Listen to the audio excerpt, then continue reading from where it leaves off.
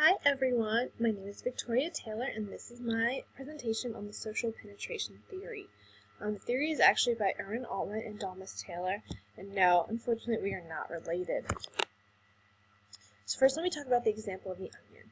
Altman and Taylor use onions as an example to represent people and the many layers that we are made up of. So as you get to know someone, it's almost like peeling back a layer. Some layers are easier, some are not. You read all about this in Griffin 2008. So this is really interesting because if you really think about onion, that first kind of layer you just peel right off. And this is just the normal everyday stuff about us that you can basically get off a Facebook page. Just like, how old you are, where you're from, if you're in college, what you like to do, what you do for school, like just very basic information that would pretty much give to anyone. But then, as you cut deeper into an onion, it gets more and more difficult as you get towards the core. And that's what people are like too. So you get to know someone, give them basic information, and then you get a little bit deeper and a little bit deeper and a little bit deeper. But every time, it takes a little bit more trust and a little bit more bonding and all of those good things. But what's so interesting is, you can get all the way down to this core, where essentially you might be the only person that really knows those things about you. You might not be close enough to anyone to share no one knows everything about anyone else. But as you gain trust, as you get closer with someone, you get a little bit further inside of them. And that's just a really cool metaphor to think about how we connect with people. And the next thing to talk about is closeness and self-disclosure. To be seen, we have to be known. This is the best way I could think to phrase this. It comes in many stages: peripheral, reciprocal, faster than slower, and deep penetration. Once again, you can read all about this in Griffin 2008, our textbook. So what I mean when I say we have to be seen to be known, is that you have to, in order to really get close to someone, in order for someone to really love you and appreciate you, you have to allow them to know you. You have to show them all the parts about yourself, even the parts you might not like or might not want to show. But it comes in stages. And that's another really important part of this concept from the example of the layers of the onion to self-disclosure and all of social penetration, is that it has to come in stages. It can't just be, 0 to 60.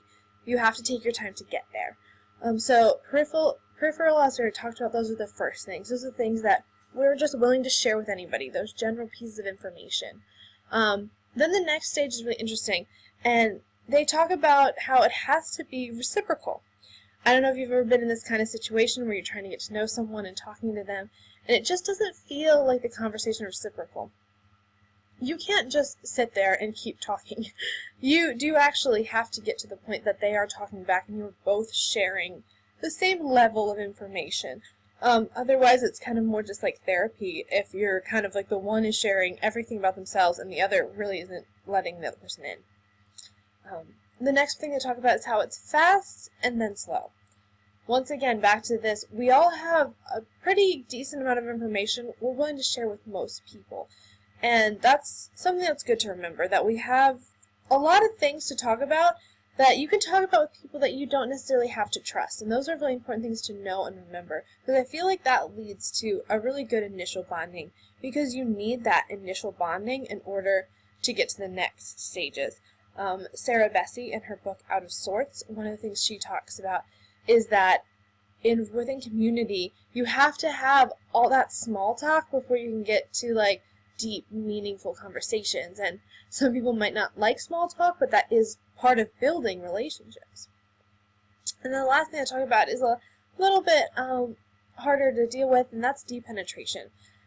Most of the time when a friendship ends, it's not one big fight that leads to a total cutoff. It's just kind of a slow withdrawal. And as, getting to know someone goes from the outside in, this goes from the inside out. So you stop sharing your really close things. You stop talking about really deep, meaningful who you are, and it just starts to become more and more distant as time goes on. The next thing is the relational outcome.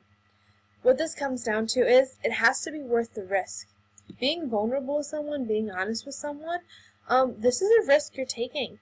And in order for it to be worth it, you have to really determine that opening up to this person, whether it would be the benefits of the relationship for you personally, professionally, are worth them. This is talked about in Griffin 2008. And then I thought about this in application to my life. And it made me think of a couple friendships. And one is I think about a friend who I'm close with now, but I had to let it happen over time. We're very close, and she's a wonderful friend of mine. But she was somebody who, it took her a long time to get out of like that initial just getting to know you state in order to get to a place of trust. And then I think of another friend who, once again, started off well, and we became relatively close quickly. We were probably like halfway through the onion. But then it kind of faded when it became time to get deeper. It just got to this point where it was like, it became clear that we had reached as deep as we were ever going to be as friends. And that's a really interesting place to get to. So the friend that I didn't necessarily think that I would get close to, I ended up getting really close to. It just was a little bit more of a gradual experience. And that's kind of what this theory is all about. Just the different ways we interact with people and how those interactions really form all of our relationships. So thank you so much. I hope you have enjoyed my presentation. Have a wonderful evening.